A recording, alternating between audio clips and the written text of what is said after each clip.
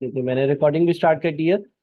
सबसे पहले तो आप लोगों के पास जो है वो एक एडमिशन्स के लिए नंबर आ रहा होगा। आप एडमिशन्स का जो नंबर है इस पर कांटेक्ट कर सकते हैं आफ्टर द सेशन, अगर आप लोग जो है वो एडमिशन्स लेना चाहते हो या अगर आप रिकॉर्डेड वर्जन देख रहे हैं तो उसके बाद। अच्छा, साथ में मैंने अपना नंबर भी मेंशन कर दिया है। मैं ये चाहूंगा कि जितने भी बच्चे ऑनलाइन हैं, जितने भी बच्चे इस सेशन को देख रहे हैं, जितने भी बच्चे जो है वो प्रेजेंट हैं या वो रिकॉर्डेड फॉर्म में इस सेशन को कंप्लीट करेंगे, तो वो अपने कंप्लीट नाम के साथ मुझे ज़रूर व्हाट्सएप करें। साथ में मुझे अपनी हिस्ट्री ज़रूर बताएं कि भाई अगर उन्होंने पीआरसी किया था तो पीआरसी कब कंप्लीट किया था, या अगर अभी पीआरसी के पेपर्स दिए हैं तो वो कैफ में कितना पेपर्स देने चाहते हैं। और साथ में मैंने आईक्यू स्कूल ऑफ फाइनेंस के ईमेल एड्रेस और वेबसाइट आप लोगों के सामने मेंशन करी हुई है, ताकि अगर आप लोग बाद में कभी भी हमसे कांटेक्ट करना चाहें तो कांटेक्ट कर सकें। मैं अपना छोटा सा ब्रीफ सा इंट्रोडक्शन करवा देता हूँ। 12 साल से ज़्यादा टीचिंग का experience, ACCA professional accounting affiliate ICAP से, APFA Pakistan stop ACC affiliate, EY से मेरी अपनी आर्टिकल्स हुई है, जिस तरह से आपकी एक आर्टिकल्स पूरी होगी। और मुख्तलिफ पेपर्स का मैं नेशनल पोजीशन होल्डर खुद रह चुका हूँ एज ए स्टूडेंट पास्ट में। उसके बाद मैं आप लोगों को आईकेप के जो कॉस्टिंग के पास रेशियोज हैं वो मैं बता देता हूँ आप लोगों को।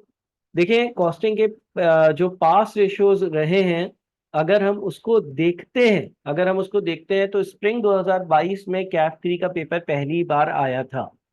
इससे पहले कैफ 3 का पेपर जो है वो कैफ 8 होता था, और कैफ में 9 पेपर्स होते थे 8 के बजाय। आपका ऑडिट का पेपर कैफ 9 होता था, 8 पे आपके पास कॉस्टिंग का पेपर होता था। और तब जो कॉस्टिंग का पेपर होता था उसमें बहुत सारी चीजें ऐसी होती थी जो अब एमएफए यानी कि मैनेजरियल एंड फाइनेंशियल एनालिसिस या कैफ 6 के पेपर में चली गई हैं। अच्छा, अगर आप पासिंग रेशियो देखते हैं तो स्प्रिंग 2022 में 40%, फिर 35%, फिर 55%, और फिर सिर्फ 24% का पास रेशियो आया है। शुरू में आप देख सकते हैं कि पास रेशियो ऐसा रहा कि भाई स्प्रिंग 2023 का तो पासिंग रेशियो बहुत बेहतरीन था। मतलब अगर 55% पासिंग रेशियो कैफ के किसी पेपर का आ रहा है तो ये पासिंग रेशियो एक बहुत ही अच्छा पासिंग रेशियो कहलाता है, यानी कि मेजॉरिटी बच्चा जो है वो जो पेपर देने गया वो पास हुआ। अच्छा, ऑटम 23 का पासिंग रेशियो यानी कि जो बिल्कुल ही रीसेंट डिक्लेयर्ड रिजल्ट्स वाला पासिंग रेशियो है वो सिर्फ और सिर्फ 23%, 24% रहा। और ये 23-24% का पासिंग रेशियो आप देख रहे होंगे कि एक बहुत बड़ी डिप है। लास्ट जो अटेम्प्ट आईकेप की हुई है वो भी कोई खास इतनी ऐसी नहीं हुई है कि जिसमें हम एक्सपेक्ट कर सकते हो कि पासिंग रेशियो बहुत ज्यादा आएगा। अलबत्ता लेट्स सी के पासिंग रेशियो कितना आता है। तो कहने का मकसद ये कि देखिए, कैफसी के पासिंग रेशियोज की कोई कंसिस्टेंसी नजर नहीं आई है। कभी आसान भी आया है पेपर, कभी मुश्किल भी आया है। हाँ, अलबत्ता रीसेंट अटेम्प्ट का हम कह सकते हैं कि जो पासिंग रेशियो था वो कंपैरेटिवली बहुत कम था।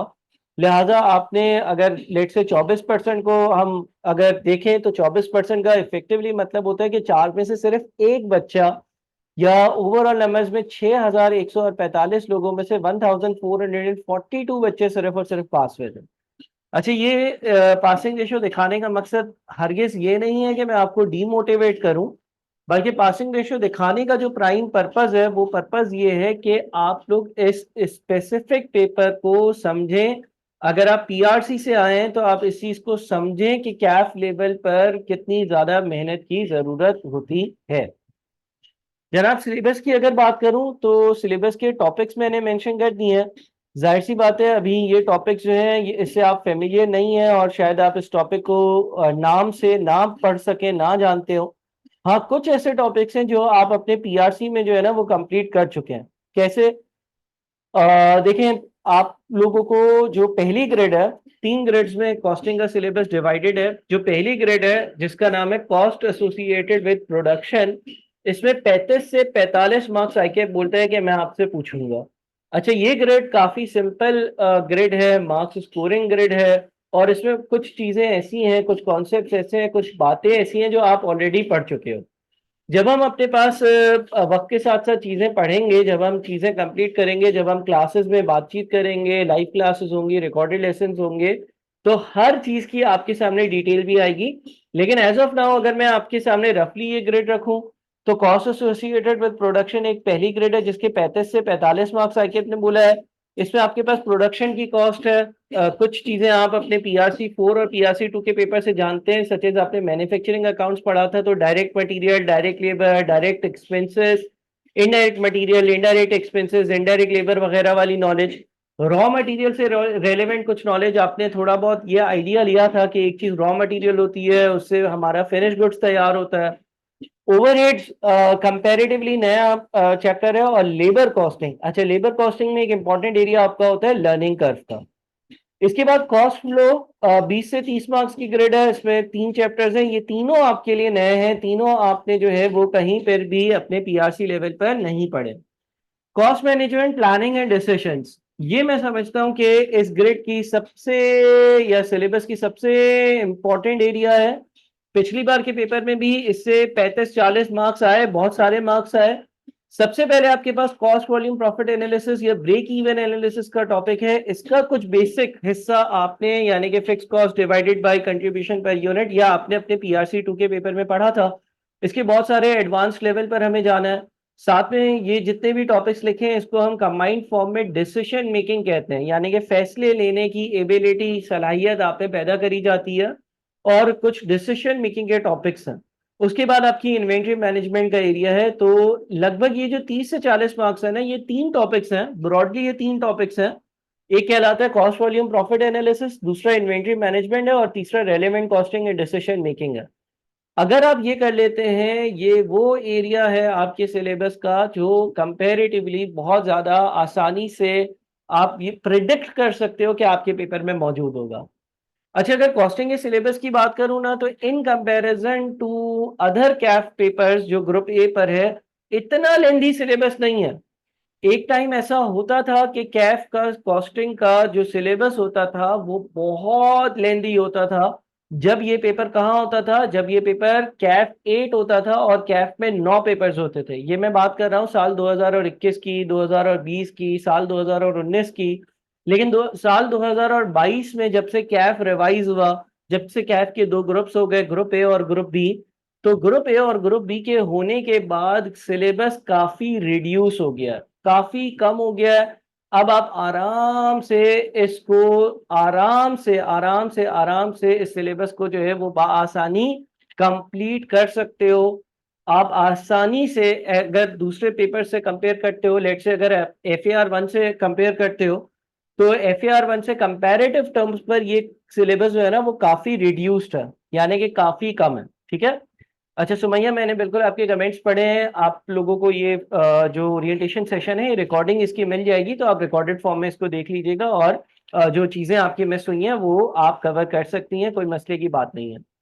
सो एनीवेज, ये सिलेबस से रेलेवेंट कुछ चीजें थी कि भाई सिलेबस क्या ज्यादा है क्या कम है। नहीं, कॉस्टिंग का सिलेबस इतना ज्यादा नहीं है जितना दूसरे कंपैरेटिवली दूसरे सब्जेक्ट्स का है। लॉ और कॉस्टिंग का सिलेबस आप कह सकते हो कि कम है। FAR 1 का सिलेबस बहुत ज्यादा है, टेक्स्ट में आपके पास पढ़ने को बहुत सारी चीजें हैं। लेकिन जैसे कि हमने पासिंग रेशियोज डिस्कस किए, तो इस पेपर के पासिंग रेशियो इसलिए कम है क्योंकि बच्चे प्रैक्टिस नहीं करते। देखिए, कम अज कम ये चीज आप अपने पास नोट कर लें कि अगर आप कैफ 3 कॉस्टिंग का पेपर देने जा रहे हो, तो आपने 2016 से 2024 यानी कि 8 साल के पास पेपर्स, यानी कि 16 अटेम्प्ट के पास पेपर्स प्रैक्टिस करने हैं। हाँ, उसमें कुछ सवाल ऐसे होंगे जो मैं नहीं करवाऊंगा, उसकी रीजन ये होगी कि वो अब MFA के पेपर में चले गए, और कुछ सवाल ऐसे होंगे जो 2016 से पहले वाले सालों से मैं करवाऊंगा क्योंकि वो कंपैरेटिवली काफी अच्छे थे। बहरहाल ये कुछ एक सिलेबस का ओवरव्यू है। अगेन मैं ये कहूंगा कि जब आप अपने पास पढ़ाई शुरू करेंगे, जब आप अपने पास जो है वो लाइव और रिकॉर्डेड क्लासेस देखना शुरू करेंगे, तो ये चीजें आपको वक्त के साथ साथ क्लियर होंगी कि किस टॉपिक में क्या है। अभी तो बाज़ाहिर तौर पर आपके लिए टॉपिक्स के नामों की एक लिस्ट है। अच्छा, स्पेसिफिक एग्जामिनेबल नॉलेज रेफरेंस, किसी को ये मालूम है ये क्या चीज है? स्पेसिफिक एग्जामिनेबल नॉलेज रेफरेंस किस चीज को कहते हैं? कोई भी बच्चा जो यहाँ पर ऑनलाइन है, क्या मुझे ये बता सकते हो? किसी को भी इसके बारे में नॉलेज हो? अगर नहीं है तो आप लिख सकते हो चैट बॉक्स में, नहीं सर हमें नहीं पता कि स्पेसिफिक एग्जामिनेबल नॉलेज रेफरेंस कौन सा एरिया है, क्या होता है, किस चीज को कहते हैं। काइंडली मुझे चैट बॉक्स में पार्टिसिपेट कर बताएं। अच्छा देखिए, आपके पास आईकेप का एक ऑफिशियल सिलेबस होता है। ठीक है जी। सिलेबस में आपके सामने लिखा हुआ होता है टाइम, टाइम के साथ मार्क्स होते हैं कि भाई इतनी चीजें आपने इतने वक्त में कंप्लीट करनी है, साथ में उसकी डिटेल्स होती हैं। सिलेबस में जो मुख्तलिफ ग्रेड्स हैं उसका ब्रेकअप होता है। इन सारी चीजों के बाद हर सिलेबस के एंड में एक चीज आती है, स्पेसिफिक एग्जामिनेबल नॉलेज रेफरेंस। ये कुछ बातों की लिस्ट होती है जो आईकेप कहता है कि स्पेसिफिकली एग्जामिनेबल होगी, और उसके नॉलेज का रेफरेंस यानी कि वो आपको टर्म्स बता देते हैं कि भाई ये चीजें आपको कम से कम मालूम होनी चाहिए। जिसमें कॉस्टिंग के पेपर में सबसे पहले उसने हमें बोला कि भाई पेपर देने जाओ तो ऐसे ही मुंह उठा के नहीं आना। FIFO weighted average, lower of cost and net realisable value, methods of inventory valuation आपको पता होने चाहिए। सर ये बातें तो हमने पढ़ी हुई हैं। बिल्कुल, ये एक ऐसा एरिया है IAS 2 इन्वेंट्रीज का जो आपने पढ़ा हुआ है, जो ऐसा नहीं है कि मैं दोबारा नहीं पढ़ाऊंगा, बिल्कुल मैं दोबारा भी कवर करवाऊंगा। आपके सिलेबस का ये हिस्सा है, आपके सिलेबस में जो है ये मौजूद है। और क्या सर इससे सवाल आता है? बिल्कुल आता है। कितने लोगों को अपने PRC 4 इंट्रोडक्शन टू अकाउंटिंग के पेपर से ये याद है कि उसमें आपने एक IAS पढ़ा था जिसका नाम था IAS 2? IAS 2 आप लोगों ने पढ़ा था, याद है आप लोगों को प्यारे बच्चों? चैट बॉक्स में जरूर जरूर जरूर पार्टिसिपेट कर कर मुझे बताएं, याद है ना? अच्छा, वहां पर IAS 2 जो आता था ना, IAS 2 के MCQs आते थे, करेक्ट? आपसे वो MCQs पूछ लेता था, या जो फाइनल अकाउंट्स का जो सवाल है उसमें कोई एडजस्टमेंट वगैरह थी। यहाँ पर IAS 2 के 10 मार्क्स 15 मार्क्स के सवाल आते हैं प्रॉपर। ठीक है, एक पूरा सिनेरियो होता है, एक पूरा स्ट्रक्चर होता है, और उसमें जो है ना IAS 2 से रेलेवेंट क्वेश्चन और आंसर्स आते हैं। जिन लोगों ने PRC 4 इंट्रोडक्शन टू अकाउंटिंग मुझसे पढ़ा है, मैंने अपनी क्लासेस में पुराने पास पेपर्स करवाए होते हैं, तो मैंने उनको IAS 2 के कुछ सवालात की जो है ना वो रिकॉर्डिंग भी दी हुई होगी। तो 10 मार्क्स और 15 मार्क्स के सवाल आते हैं। अच्छा, अच्छी बात यह है कि आप अगर कॉस्टिंग का पेपर देखें तो पिछली 2-3 अटेम्प्ट से इसका सवाल आ रहा है, और ये इतना कंफ्यूजिंग या मुश्किल एरिया नहीं है। तो ये एक ऐसा एक स्पेसिफिक एग्जामिनेबल नॉलेज रेफरेंस है जिसके जरिए आप अपना पेपर जो है वो पास कर सकते हो या इजी मार्क्स उठा सकते हो। इसके बाद कुछ चीजें ऐसी हैं जो आपने सुनी नहीं होंगी। अच्छा, डायरेक्ट इनडायरेक्ट कॉस्ट आपने बिल्कुल सुना होगा। डायरेक्ट कॉस्ट आप लोगों को पता होगा, direct material, direct labour, direct expenses. Indirect cost में आपको पता होगा indirect material, indirect labour, indirect expenses. कुछ हद तक आपको इसकी भी अंडरस्टैंडिंग अपने PRC 4 के मैन्युफैक्चरिंग अकाउंट्स के चैप्टर से होगी। प्यारे बच्चों, है या नहीं? कुछ ना कुछ पता है डायरेक्ट कॉस्ट और इनडायरेक्ट कॉस्ट के बारे में? आपने अपने मैन्युफैक्चरिंग अकाउंट्स का चैप्टर करा था, ठीक है? तो वहां से भी इसका ताल्लुक है। आईकेप कहता है कि भाई ये पेपर देने आओ तो आपको ये बातें भी पता होनी चाहिए। Variable, semi variable and fix cost. क्या वेरिएबल, सेमी वेरिएबल और फिक्स कॉस्ट नहीं पढ़ा? बिल्कुल पढ़ा है आपने PRC 2 के लेवल पर, बिल्कुल बेसिक लेवल पर, बिल्कुल बेसिक लेवल पर, ये नहीं कहता है एडवांस लेवल पर, बिल्कुल बेसिक लेवल पर आपने वेरिएबल, सेमी वेरिएबल और फिक्स कॉस्ट की नॉलेज भी ली हुई है।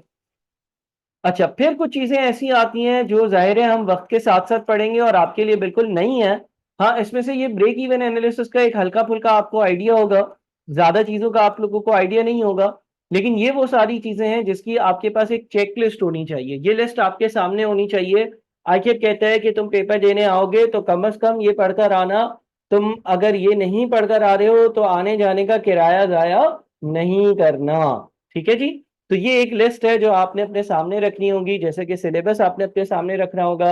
अच्छा, ये जो क्लास की आप लोगों की PPT है ये मैं आप लोगों को फॉरवर्ड कर दूंगा, तो आप लोग जो है वो इसको गो थ्रू कर लीजिएगा, और ये वीडियो जो है ये भी यूट्यूब पे लग जाएगी अगर कोई लेट क्लास ले रहा है, यानी कि बाद में रिकॉर्डिंग ले रहा है। तो एनीवेज ये एक लंबी चौड़ी लिस्ट है। अगेन आप इसमें से पहले 3 पॉइंट्स जानते हो, बाकी 10-12 पॉइंट्स जो लिखे हुए हैं वो आप जैसे जैसे पढ़ोगे आप लोग उसको समझ पाओगे। स्टूडेंट्स फेल क्यों होते हैं सर? कैफ में स्टूडेंट्स फेल क्यों होते हैं? कैफ में स्टूडेंट्स पास क्यों नहीं होते? कैफ में स्टूडेंट्स के फेल होने का रेशियो इतना ज्यादा क्यों है?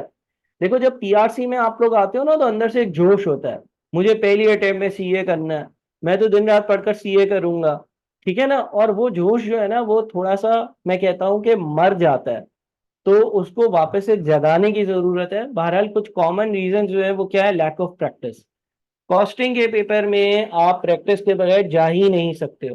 कॉस्टिंग का पेपर कोई थ्योरी का पेपर नहीं है, कॉस्टिंग का पेपर एक कंप्यूटेशनल पेपर है। आईकेप ने एग्जामिनर कमेंट्स में बार बार मेंशन किया है कि या तो स्टूडेंट्स की प्रैक्टिस नहीं होती है, या तो वो लिमिटेड पढ़ाई कर कर आते हैं, बहुत कम पढ़ कर आते हैं, बस इसने एक स्टूडेंट ने बस ये ओवरहेड्स मालूम कर लिया, हाँ भाई ओवरहेड्स ओवरहेड्स होता है, ये डेफिनेशन इसकी, बस नहीं। कॉस्टिंग के पेपर का एक और मसला ये है कि जनाब आप लोगों के पास पेपर में टाइम नहीं होता, यानी कि 3 घंटे में पूरे 100 मार्क्स का पेपर करना बहुत मुश्किल हो जाता है, तो उसके लिए आपने प्रैक्टिस करनी है। अच्छा, प्रैक्टिस के लिए मैंने एक बुकलेट तैयार करी है, वो मैं आप लोगों को आज ही सॉफ्ट में भेज दूंगा। कॉस्टिंग के 5 पेपर्स हैं 2016 से 2024 तक के, साथ में शुरू में एक ट्रेंड एनालिसिस और एक ग्रिड है कि किस अटेम्प्ट में कितने मार्क्स का किस टॉपिक का सवाल आया था, तो वो आपने अपने पास रखनी होगी। जब कोई टॉपिक खत्म होगा, आप उस टॉपिक के 2 सवाल 3 सवाल करें, फिर अगले टॉपिक पे बढ़ें, फिर उसके 2 सवाल 3 सवाल करें उस टॉपिक से रिलेवेंट, फिर इवेंचुअली जब आप सारे टॉपिक्स कर लें तो फिर आप ईयरली पास पेपर्स कर सकते हैं। कॉस्टिंग में एक बड़ा मसला ये है कि लेट से आपके पास जो पेपर में सवाल आएगा ना, उस एक सवाल में 6 7 8 कॉन्सेप्ट्स मिक्स होकर टेस्ट हुए हुए होंगे। मिसाल के तौर पर एक सवाल आएगा, उस सवाल में ब्रेक इवन एनालिसिस भी होगा, डिसीजन मेकिंग भी होगा, लर्निंग कर्व भी होगा, रॉ मटेरियल से रेलेवेंट एडजस्टमेंट्स भी होंगी, मटेरियल की भी कोई वर्किंग होगी। तो आपने करना क्या होगा, आपने टॉपिक के कॉन्सेप्ट्स लिए, उस टॉपिक के 2 आसान सवाल 3 आसान सवाल इनिशियली कर लिए, अगले टॉपिक पे बढ़ गए, उसके बाद उस टॉपिक के 3 सवाल जो है पास पेपर्स के आसान वाले कर लिए। इसी तरह से आपने अपना सिलेबस जब कंप्लीट कर लिया उसके बाद अपने सारे पास पेपर्स करने, इसलिए क्योंकि अगर आप इनिशियली ही सारे पास पेपर्स करने जाओगे कि लेट से मैंने एक टॉपिक खत्म कर लिया ओवरहेड्स का, अब मैं ओवरहेड्स के सारे सवाल कर लेता हूं, तो ओवरहेड्स के बहुत सारे सवालों में आगे वाले चैप्टर्स की एडजस्टमेंट्स भी आ रही होंगी, तो इसके बारे में मैं आपको गाइड कर दूंगा। Delay exam preparation to last day.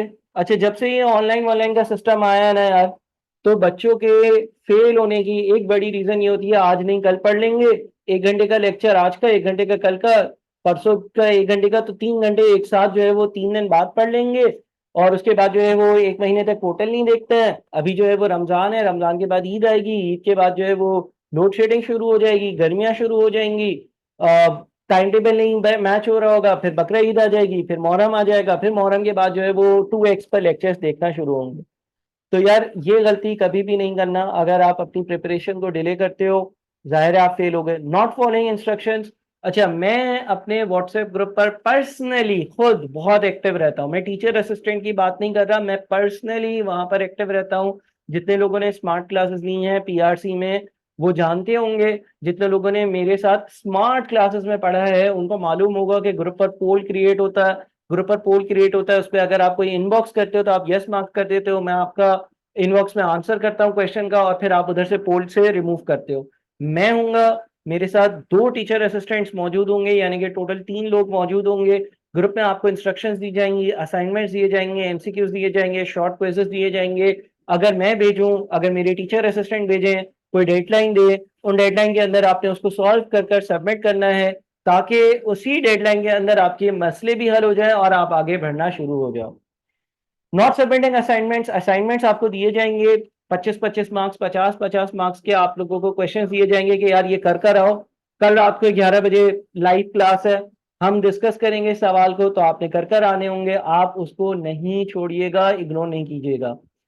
Not completing weekly task as per planner, जो प्लानर आप लोगों को पोर्टल पर दिया हुआ है उसको मैं जरा डेट वाइज अपडेट कर दूंगा, इसलिए क्योंकि वो पोर्टल पर जो प्लानर है ना वो बना हुआ है फर्स्ट फैक्ट की स्टार्टिंग से, तो उसको अपडेट कर दूंगा। उसमें जिस दिन जिस टाइम जिस हफ्ते में जो चीजें लिखी आ रही हैं वो आपने उस वक्त कवर करनी होंगी। Not attending live classes.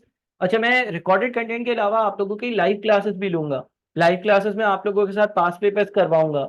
कभी कभी ऐसा हो सकता है कि लाइव क्लास में मैं आप लोगों को बोलूंगा कि भाई पास पेपर करो, मेरा कैमरा ओपन है, आप लोग भी अगर कैमरा ओपन करने की हालत में हो तो कैमरा ओपन कर कर करो, ताकि आप एग्जाम प्रेशर में आओ, और उसके बाद फिर हम उसको लाइव डिस्कस करेंगे उन सवालात को, या आप लोगों की क्वेरीज को डिस्कस करेंगे।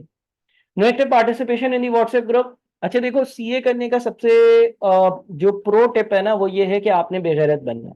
मतलब बेगैरत बनना मैं मजाक में बोलता हूँ, मतलब ये है कि आपने ग्रुप पर सवाल पे सवाल, सवाल पे सवाल, सवाल पे सवाल पूछने हैं।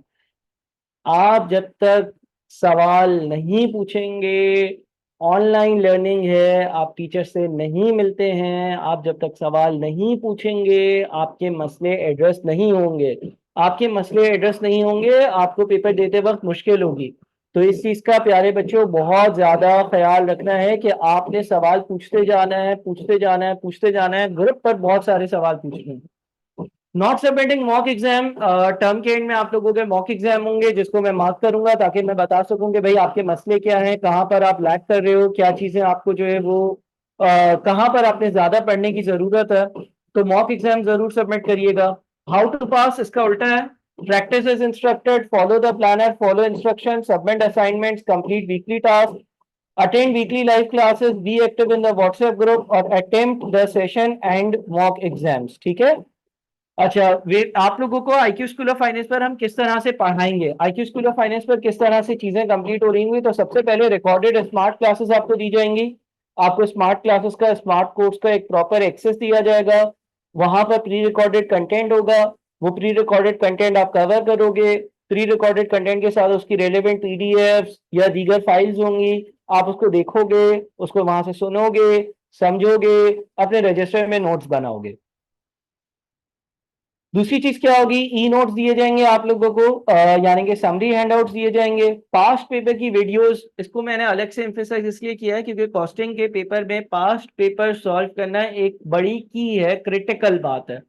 तो पास्ट पेपर की वीडियोस होंगी, एक्टिव व्हाट्सएप ग्रुप होगा, असाइनमेंट्स आप सबमिट करोगे, टीचर असिस्टेंट मौजूद होंगे जो आपके प्रॉब्लम्स को रिजॉल्व करेंगे, लाइव क्लासेस होंगी जिसमें आपकी क्वेरीज को रिजॉल्व किया जाएगा और पास्ट पेपर्स भी सॉल्व करवाए जाएंगे, मॉक एग्जाम होगा और एक वर्कशॉप या रिवीजन सेशंस होंगे at the end of the session, ताकि जो की इंपॉर्टेंट टॉपिक्स हैं, 6-7 इंपॉर्टेंट टॉपिक्स हैं कॉस्टिंग के, वो मैं आप लोगों को जो है रिकैप या रिवाइज करवा सकूं, ताकि आप अपने एग्जाम में अच्छा परफॉर्म कर सकें। अब आप लोगों के जितने भी सवाल जवाब हैं, आप वो सवाल जवाब जो है वो मुझसे पूछ सकते हैं। और साथ में आप लोगों के सामने स्क्रीन पर मेरा नंबर लिखा हुआ आ रहा है, मेरा मोबाइल मेरे हाथ में है। आप जो है वो अपने कंप्लीट नाम के साथ और पिछले सब्जेक्ट्स के साथ मुझे मैसेज भी करें। और आप लोगों के जितने भी क्वेश्चंस हैं, जो भी चीजें आपने पूछनी है, कोई डाउट्स है, कोई अभी भी दिमाग में कोई बात रह गई है कि सर ये कैसे होगा, वो कैसे होगा, आप मुझसे पूछ सकते हैं। जितने लोगों को ये पीपीटी फाइल चाहिए हो वो भी मुझे व्हाट्सएप कर दें, sir please send us PPT file. तो मैं सेशन के बिल्कुल ही आखिरी 2 मिनट में या सेशन एंड कर कर आप लोगों को जो है वो फाइल भी भेज दूंगा। जी जी, आप लोग क्वेश्चंस पूछ सकते हैं, कोई भी आप लोगों के क्वेश्चंस हो, कोई भी सवाल हो, कोई भी क्वेरी हो, कोई भी डाउट हो, कोई मसला है, कोई चीज, कोई बात क्लियर नहीं है, कोई रिजल्ट के हवाले से पूछना है, कैफी कॉस्टिंग के हवाले से पूछना है। अच्छा सर, कैफ में लाइब्रेरी जाने की जरूरत पड़ती है रुमेसा, अगर तो आपके घर का माहौल ऐसा है कि घर पर आप लैपटॉप से आराम से पढ़ सको और खुद पढ़ाई कर सको, तो उससे बेहतर तो कुछ नहीं हो सकता। अलबत्ता ऐसा है कि घर पे शोर होता है, घर पे डिस्टरबेंस होती है, घर पर लाइट बहुत ज्यादा जाती है, इंटरनेट का मसला होता है, तो फिर आप आईक्यू स्कूल ऑफ फाइनेंस की लाइब्रेरी आ सकती हो और आप वहां पर पढ़ाई करो, आप अपना लैपटॉप लेकर आओ और लैपटॉप के थ्रू कंप्लीशन करो। एज सच इतनी कोई जरूरत नहीं पड़ती अगर बच्चा खुद पढ़ने वाला हो। अस्सलाम वालेकुम सर, पेपर कॉम्बिनेशन बता देंगे कौन से पेपर यूज करें। बेटा चारों पेपर सेलेक्ट करो, चारों पेपर सेलेक्ट करो, चारों पेपर सेलेक्ट करो, चारों पेपर सेलेक्ट करो। आज पढ़ना शुरू करो, ग्रुप ए के 4 पेपर्स है ना, चारों पढ़ना शुरू करो। अब तुम लोग जो है वो फिजिकल जाकर नहीं पढ़ते हो, अब तुम्हें जाने का आधा एक घंटा, आने का आधा एक घंटा, तैयार होने का आधा एक घंटा नहीं लगता है। अब तुम बस खोलते हो लैपटॉप और पढ़ना शुरू कर देते हो। 4 पेपर्स अल्लाह के वास्ते पिक करना। देखो आगे जाकर जब तुम फर्म्स में आते हो तो तुम्हें इस चीज को भी कंसिडर करना है कि मैं अपना बताता हूँ। देखो मैंने जब कैफ किया था, मेरी अटेम्प्ट में 400 बच्चों ने कैफ किया था। कितने? मेरी अटेम्प्ट में 400 बच्चों ने कैफ किया था। आज आज जो पिछली अटेम्प्ट गुजरी है उसमें 1700 बच्चों ने कैफ किया है। तो जब आप फर्म में जाते हो तो फर्म में जाने के कुछ चैलेंजेस होते हैं, उसमें से एक चैलेंज ये होता है कि आपके पेपर्स जल्दी क्लियर हुए हो। बेटा 4 पेपर्स पिक करो, ऑनलाइन लर्निंग है, आप आराम से कवर कर लोगे। अपने टीचर के साथ जुड़े रहना, ये बहुत की बात है कि अपने टीचर के साथ जुड़े रहना। आपका टीचर आपको जो इंस्ट्रक्शन दे, जो असाइनमेंट दे, वो कंप्लीट करो।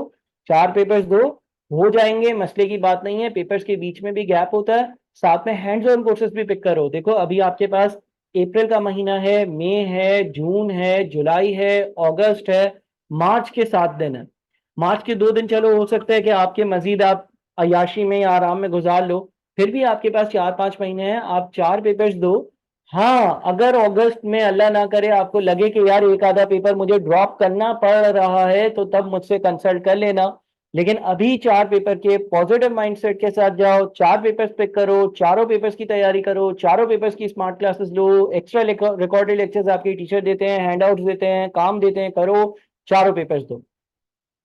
सर स्मार्ट क्लास पे जो आप वर्क करवाएंगे तो नोट करने में टाइम नहीं जाएगा। अगर वीडियो स्टॉप करके देखेंगे तो नोट वर्क कैसे प्लान करें।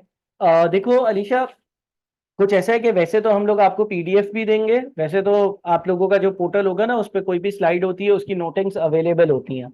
अच्छा, कॉस्टिंग का पेपर क्योंकि न्यूमेरिकल है ना, कोई थ्योरी पेपर तो है नहीं, आपने याद नहीं करनी चीजें, आपने समझनी है। आपने चीजें याद नहीं करनी है, आपने चीजें समझनी है। तो सिर्फ और सिर्फ की पॉइंट्स आप अगर नोट कर लोगे, अगर आप कोई मैंने बात कही उसमें से एक या दो जो इंपॉर्टेंट जुमले हैं वो नोट कर लोगे, चल जाएगा। हाँ, इतना हो कि कोई चीज कोई इंपॉर्टेंट बात मिस ना हो। फिर जब आप पास पेपर करोगे, मेन गेम क्या है? मेन गेम कॉस्टिंग का ये है कि भाई तुमने पास पेपर करे हुए हो, मेन गेम ये है कि तुम्हें पास पेपर पर ग्रिप हो। तो कॉन्सेप्ट हासिल करो स्मार्ट क्लासेस से, फिर अपनी प्रैक्टिस करो, वो मेन गेम है। उसमें टाइम लगेगा, तुम्हें टाइम इन्वेस्ट करना पड़ेगा, लेकिन इतना तो आपने कैफ के लिए करना होगा। Sir hand on courses Kaif group भी साथ कर लें तो सही है। और मैं सर देखिए, मैं हमेशा बच्चों को रिकमेंड करता हूँ कि आप प्रेशर में पढ़ाई करो। देखिए एक टेंडेंसी है हमारे यहाँ के लोगों की कि जब तक इन पे दबाव नहीं हो, प्रेशर नहीं हो ना, तो ये खुद मैनेज नहीं करते चीजें। ठीक है ना, मैं स्पेसिफिकली आपको टारगेट या आपको नहीं कह रहा, एक जनरल बात कह रहा हूँ हमारे आवाम की मेंटेलिटी की, कि जब तक हम पे दबाव नहीं आता ना कि बस अब जो है बस ये करना है, तब तक वो होता नहीं है। तो अभी आप अपने ऊपर प्रेशर बिल्ड करो। अभी आपका कल एग्जाम नहीं है, महीने बाद नहीं है, 2 महीने बाद नहीं है, 3 महीने बाद नहीं है, 4 महीने बाद नहीं है, 5 महीने बाद एग्जाम है। अगर अभी आपका प्रेशर बिल्ड नहीं होगा ना, तो हर दिन ऐसा ही लगेगा यार 4 ही तो सब्जेक्ट पढ़ने हैं, 3 ही तो सब्जेक्ट पढ़ने हैं, कल से शुरू कर लेंगे, अभी तो 5 महीने हैं। फिर यूं होगा, अरे यार अभी से लॉ पढ़ना शुरू करेंगे तो तब तो भूल चुके होंगे, अरे अभी से कॉस्टिंग की प्रैक्टिस करेंगे तब थोड़ी याद रहेगा। तो मैं पर्सनली ये कहता हूँ कि आप चारों सब्जेक्ट्स ग्रुप ए के भी उठाओ, हैंड्स ऑन कोर्सेज भी उठाओ। प्रेशर दो अपने ऊपर कि यार नहीं, मुझे 5 महीने में 5 सब्जेक्ट करने हैं, तो एक सब्जेक्ट करने के लिए सिर्फ एक ही तो महीना है। आप पे प्रेशर रहेगा, आप आज से अपने वक्त को यूटिलाइज करोगे। आपको पता होगा कि यार मेरा टारगेट ये है, तो मैं आज से जो है ना उसके लिए टाइम निकालूं। अलबत्ता फिर बाद में मैंने जैसे कि कहा कि अगस्त जब आए ना, तब एक हम लोग रियलिटी चेक करेंगे। मैं आपको रीसेंट आईकेप के कैफ 3 के पेपर्स दूंगा 2-3, मैं बोलूंगा कि यार टाइम नोट कर कर जरा सॉल्व करो, मुझे सबमिट करो। अगर तुम्हारे मार्क्स इसमें लेट से 40-50 या उससे ज्यादा आ रहे हैं, मेहनत करो, जाओ इसके लिए। अगर तुम्हारे मार्क्स ही 10-15 आ रहे हैं, यानी कि तुम्हें प्रेशर में भी तुमने नहीं पढ़ा, बिल्कुल भी तैयारी नहीं हुई, तो फिर हम देखते हैं कि क्या करना है। अच्छा, रिजल्ट का इंतजार है कैफ के 4 पेपर्स का, तो तब तक क्या क्या किया जाए? बस ईएमए का पता है कि वापस पढ़ना है। अच्छा, इतना कॉन्फिडेंस है खिजर तुम्हें अपने ऊपर। देखो, अगर तुम्हें पक्का कॉन्फिडेंस है टू बी ऑनेस्ट कि कॉस्टिंग का पेपर तुम्हारा रुक जाएगा, तो भाई कॉस्टिंग का पेपर स्टार्ट कर दो पढ़ना, एमएफए छोड़ दो। ठीक है, एमएफए के अलावा जो 3 पेपर्स हैं, क्योंकि कॉस्टिंग के बाद एमएफए का पेपर होता है, एग्रीड। तो आप वो जो 4 पेपर्स हैं आज ही पढ़ना शुरू करो। रिजल्ट का इंतजार नहीं करना है यार, रिजल्ट का क्यों इंतजार करना है, तुम्हें पता है। और दूसरी बात ये कि खिजर मुझे ये भी बता दो, हैंड्स ऑन कोर्सेज कंप्लीट है या नहीं? अगर नहीं कंप्लीट तो वो भी कंप्लीट कर लो। कॉस्टिंग को डेली कितना टाइम दें? अगर आप कॉस्टिंग को, डिपेंड करता है कि आपके कितने पेपर्स हैं, डिपेंड करता है कि आप कितना टोटल टाइम निकाल सकते हो जिसमें से आपने कॉस्टिंग को टाइम देना होगा।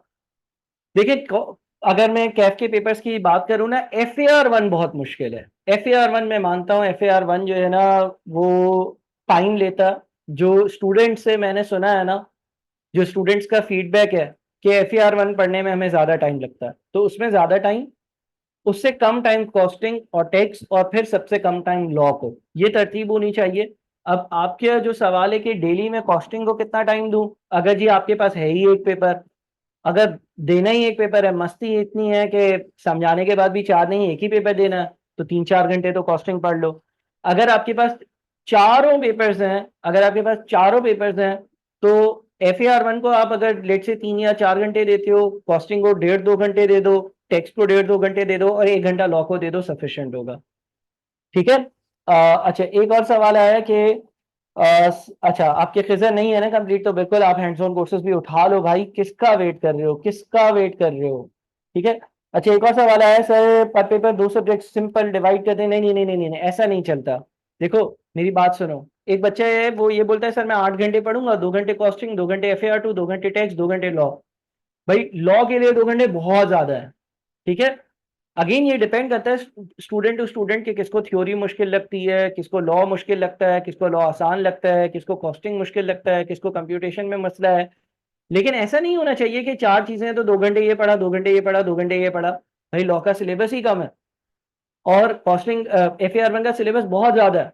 कॉस्टिंग का सिलेबस एक नॉर्मल रेंज पर है। तो आपने जो है ना वो घंटों को इस तरह से डिवाइड करना है कि FAR 1 पे ज्यादा टाइम, फिर कॉस्टिंग और टैक्स पर थोड़ा कम टाइम और लॉ पर कंपैरेटिवली कम टाइम। इस तरह से आप अपना टाइम जो है वो डिस्ट्रीब्यूट करें। अगेन मैं ये कहूंगा कि ये डिपेंड करता है कि आप कितने पेपर्स दे रहे हो। अगला सवाल। जनाब जल्दी जल्दी जल्दी जल्दी आप अपने सवालात मुझसे पूछ सकते हैं। मैं पूरी जो सेशन है पूरा उसको एक बार गो थ्रू कर देता हूँ आप लोगों के साथ। आप लोग प्लीज अपने सवाल सारे के सारे जो भी आपने पूछने हैं वो मुझसे पूछ लें। सेशन के बाद भी अगर आपने कोई सवाल पूछने हो तो आप मुझसे बिल्कुल पूछ सकते हो कि कोई भी चीज़ आपको जो ना समझ में आ रही हो। हमने जब सेशन शुरू किया तो मैंने आप लोगों को जो है वो एडमिन का अपना नंबर और वेबसाइट वगैरह बता दिया। मैंने अपना आप लोगों को इंट्रोडक्शन दे दिया। अपना इंट्रोडक्शन देने के बाद मैंने जो है वो पास रेट्स डिस्कस किए। पास रेट्स के बाद हमने जो है वो सिलेबस पे बात करी कि सिलेबस जो है उसमें क्या है, और सिलेबस के हवाले से कुछ डिस्कशन हुई हमारी। सिलेबस के बाद स्पेसिफिक एग्जामिनेबल नॉलेज रेफरेंस के बारे में हमारी डिस्कशन हुई। उसके बाद हमने ये देखा कि स्टूडेंट्स क्यों फेल होते हैं और ये कोई ऐसी रॉकेट साइंस रीजन नहीं है। सिंपल सी कुछ बातें लिखी हैं जो आप फॉलो नहीं करते हो और फिर आप बाद में रिग्रेट करते हो। पास कैसे करना है, फेल होने का उल्टा, सारी चीजों पर अमल कर लो तो पास हो जाओगे। फिर हमने ये डिस्कस किया कि भाई यहाँ पर IQ स्कूल ऑफ फाइनेंस पर जो आपको कोर्स मिलेगा उसमें क्या क्या इंक्लूडेड होगा, और फिर मैंने आपके सवाल और जवाब लेना शुरू करे थे। ठीक है जी। तो ये सारी बातें, जहां तक प्लानर का सवाल है, मैं प्लानर आप लोगों को पोर्टल पर भी अपलोड कर चुका हूं, उसको अपडेट भी कर दूंगा। रजिस्टर्ड स्टूडेंट्स के ग्रुप में ऐड हो जाना। अच्छा, कुछ लोग जो है ना, कुछ लोग वो बड़े कंफ्यूज रहते हैं। देखें, एक ग्रुप होता है जो ओपन फॉर पब्लिक होता है, अवामुन नास के लिए होता है, जिसने आना है आ जाओ ग्रुप में। और एक ग्रुप वो है जिसमें सिर्फ और सिर्फ पेड, रजिस्टर्ड, एनरोल्ड स्टूडेंट्स हैं। उसके आगे ब्रैकेट में रजिस्टर्ड लिखा हुआ है। तो उसमें अगर आप एडिट नहीं हो और आपने फीस पे करी हुई है, आप इनरोल्ड हो, आप रजिस्टर्ड हो, आपके पास पूरी टर्म का पोर्टल का एक्सेस है, तो उसमें ऐड जरूर हो जाओ। मैं आज आप लोगों से आप सबकी जीमेल आईडीज मांगूंगा और मुझे गूगल ड्राइव का एक्सेस भी देना है जिसमें कुछ एक्स्ट्रा कंटेंट होगा। आपके स्मार्ट क्लासेस के कंटेंट के अलावा वो कंटेंट भी आपको असिस्ट करेगा, हेल्प करेगा, पास होने में फायदा देगा। तो मेक श्योर कि आप उस स्पेसिफिक ग्रुप पर एडेड हो। अच्छा, 2-3 और सवाल आए हैं। सर हमें किन किन इंपॉर्टेंट नोट्स की जरूरत होगी, या बुक्स की, या सिर्फ ICAP स्टडी टेक्स्ट? रूल बड़ा सिंपल है, ICAP की स्टडी टेक्स्ट, ICAP के पास पेपर्स। ठीक है। ICAP की स्टडी टेक्स्ट, ICAP के पास पेपर्स। ICAP की स्टडी टेक्स्ट आप लेक्चर्स के साथ साथ जैसे मैं गाइड करूंगा रीड वगैरह करेंगे, और ICAP के पास पेपर्स जो है वो सॉल्व करेंगे। ICAP के जो पास पेपर्स हैं 2016 से 2024 तक के, वो मैं आपको प्रोवाइड करूंगा। 2016 से 2024 तक के पास पेपर्स मैं आपको दूंगा। वो आपको सॉफ्ट में अभी से मिल गए होंगे। अभी इनरोलमेंट्स पूरी हो जाएंगी तो मैं आप लोगों को, एडमिन को, जितने भी लोग मेरे कोर्स में इनरोल्ड होंगे उनको फ्री ऑफ कॉस्ट प्रोवाइड कर दूंगा। बस आपने एक बार कलेक्ट करने के लिए कैंपस आना होगा IQ स्कूल ऑफ फाइनेंस के। अगर आप कराची से बाहर हो तो एडमिन आपको गाइड कर देंगे कि किस तरह से आपको वो डिलीवर हो सकते हैं, वो मैं प्रोवाइड करूंगा। अगर आपने 2016 से 2024 तक के पास पेपर्स कर लिए अच्छे से, IQ की स्टडी टेक्स्ट की एक बार अच्छे से रीडिंग कर ली, उसकी एग्जाम्पल्स देख ली, मुझसे उसकी क्वेरीज पूछ ली, स्मार्ट लेक्चर्स देख लिए, पेपर निकल जाएगा। आपने 100 किताबें नहीं उठानी है, कंफ्यूज हो जाओगे। आपकी ICAP study text recommended book है, उसको इस्तेमाल करें। क्यों 100 किताबें उठाते हैं? ICAP के पास पेपर्स देखें ना, अगर एक सिंपल सी लॉजिक है, सर मैंने जो पेपर देने जाना है उसी तरह के अगर मैं 25 पेपर पिछले कर सकता हूं और 100 मार्क्स या 90 मार्क्स तक अटेम्प्ट कर सकता हूं, तो मेरी अटेम्प्ट का पेपर मैं 50 मार्क्स क्यों नहीं कर सकता? आराम से कर सकता हूं। उन्हीं पास पेपर्स को दोबारा करना। लेकिन 2016 से 2024 तक के पास पेपर्स, कुछ पुराने पास पेपर मुझे करवाने होंगे, तो मैं आपको सेंड करूंगा नोट्स, समरीज, जो मुझे सेंड करना होगा मैं आपको सेंड कर दूंगा। गूगल ड्राइव होगी, गूगल ड्राइव पर चीजें अपलोडेड होंगी, उसका एक्सेस आपको मिलेगा जैसे आप रजिस्टर्ड होते हो। जीमेल का अपना ईमेल एड्रेस मुझे दे दीजिएगा। फिजिकल क्लासेस नहीं होंगी बिल्कुल नहीं अलीशा, फिजिकल क्लासेस तो नहीं होंगी। अलबत्ता मैं हफ्ते में एक दिन जो है वो पास्ट पेपर्स और लेक्चर्स की मजीद रिकॉर्डिंग के लिए as per student demand campus आता हूँ। तो कभी भी ऐसा होगा कि सर लेट से आपने सर ओवरहेड्स का एक कॉन्सेप्ट था, उसका आपने पास्ट पेपर नहीं करवाया, तो आप वो रिकॉर्ड करवा दें, मुझे बता देना, मैं रिकॉर्ड करवा दूंगा। कोई ऐसा प्रॉब्लम हो कि सर मिलना ही है, बस मिलना ही है, आपसे मिले बगैर हो ही नहीं सकता, तो मैं बता दूंगा यार मैं इस दिन रिकॉर्डिंग के लिए आ रहा हूँ कैंपस, तो अगर किसी बच्चे ने मिलना है या कोई लाइब्रेरी में पढ़ रहा है तो आ जाए, मुझसे 10-15 मिनट मेरे साथ बैठकर अपने मसले सॉल्व करवा लो। वैसे फिजिकल क्लासेस फॉर्मली बिल्कुल नहीं होंगी। लेकिन हाँ, मैंने जैसे कि कहा कि मेरा आना होता है कैंपस, रिकॉर्डिंग के लिए भी आना होता है, तो आप मुझसे मिल सकते हैं, बैठ सकते हैं, वन ऑन वन डिस्कस हो सकती हैं चीजें। सर कैफ ग्रुप ए के 4 पेपर फर्स्ट अटेम्प्ट में देने आप सजेस्ट करेंगे या नहीं, और अगर 4 पेपर्स अटेम्प्ट करने हो तो उसके लिए क्या रूटीन एडॉप्ट करना है? हमारा अभी अभी मैंने गाइड किया, अभी अभी मैंने कहा कि भाई मैं तो कहता हूँ कि कैफ ग्रुप ए के चारों पेपर्स भी दो, हैंड्स ऑन कोर्सेज भी दो। गाइडेंस बड़ी सिंपल है। अभी आज 23 मार्च है, 23 मार्च के अभी बज रहे हैं 4:45। तुम ये क्लास खत्म हो, ये ओरिएंटेशन खत्म हो, 5, सवा 5, 5:30 बजे असर की नमाज वगैरह पढ़कर पढ़ना बैठ जाओ, पढ़ने बैठ जाओ। ये गाइडेंस है सीधी सी।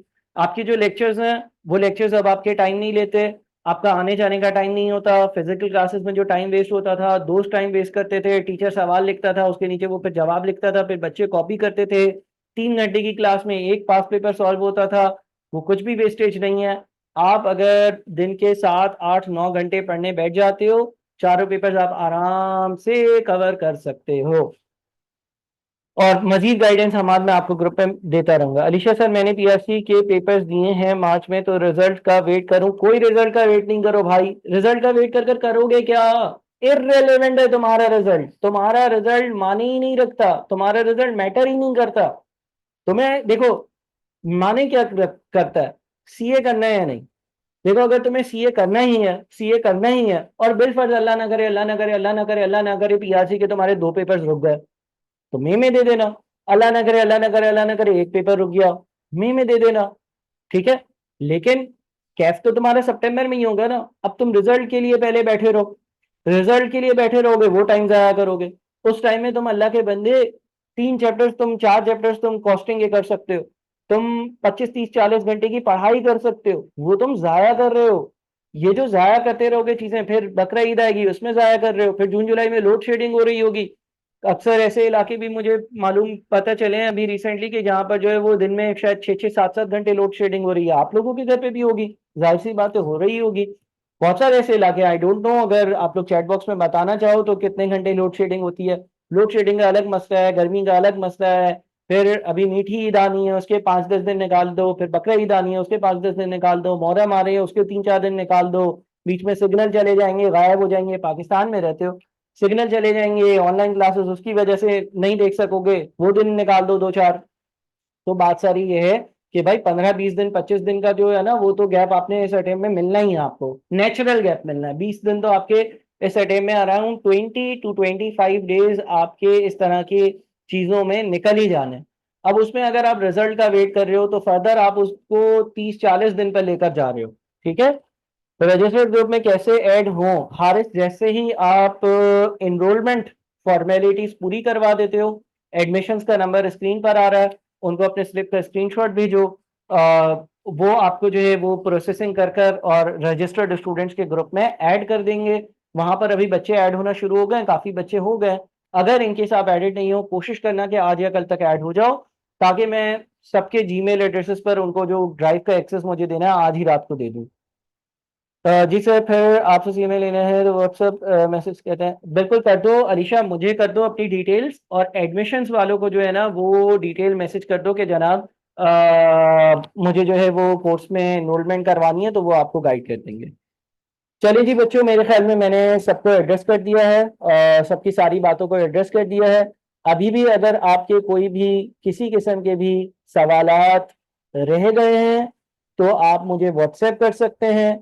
मैं वक्त वक्त के साथ साथ जो है वो कुछ टाइम के बाद जो है वो अपना व्हाट्सएप चेक करते करते बच्चों को आंसर्स कर दिया करता हूँ। आप लोगों को भी आपकी बात का जवाब मिल जाएगा। लेकिन कोशिश ये किया करें कि आप जितने भी आपके सवाल हों लाइव क्लासेस में पूछ लिया करें, ज्यादा बेहतर होता है कि लाइव क्लास में आप पूछ लें। एक डेडिकेटेड टाइम होता है जिसमें मैं बच्चों से बात कर रहा होता हूँ। किसी की परवाह ना किया करें कि दूसरा बंदा मेरे लिए क्या सोचेगा। ठीक है, ये याद रखें। सर आपको वॉइस मैसेज करूं या चैट? अलीशा अगर चैट कर दो बहुत अच्छा होगा। वॉइस नोट सुनना मेरे लिए बड़ा मुश्किल हो जाता है, बहुत ही ज्यादा मुश्किल हो जाता है, तो लिहाजा अगर आप मुझे चैट टाइप कर दोगे ना तो मैं आपको टाइप करके फौरन आंसर दे दूंगा। क्योंकि कभी वॉइस नोट ऐसे हो सकता है मैं क्लास के बीच में रिप्लाई कर रहा हूँ, लाइव क्लास को चल रही है, वॉइस नोट ना सुन सकूं। इस तरह की चीजें हो सकती हैं। ठीक है जी बच्चों, चले अपना बहुत ख्याल रखिएगा। इंशाल्लाह क्लासेस में मुलाकात होगी। अच्छा, डेमो लेक्चर्स आपने आई होप के देख लिए होंगे। डेमो लेक्चर्स की 15-20 लेक्चर्स की आपको लिस्ट दी गई थी। अगर आप को नहीं मिली है तो जो पब्लिक ग्रुप क्रिएट किया हुआ है उसमें ऐड हो जाए, मैं वो रीशेयर कर दूंगा। और उसके बाद जैसे ही आप पोर्टल पर आ जाएंगे तो आप जो है वो स्टार्ट कर सकते हैं अपनी पढ़ाई। और पोर्टल पर और रजिस्टर्ड स्टूडेंट्स के ग्रुप में मैं आपको गाइड करता रहूंगा। ठीक है अलीशा, तो आप मुझे कर दो, व्हाट्सएप कर दो, मैं आपको भेज देता हूँ। ठीक है जी बच्चों, चलें, अल्लाह हाफिज, थैंक यू सो मच, अल्लाह हाफिज।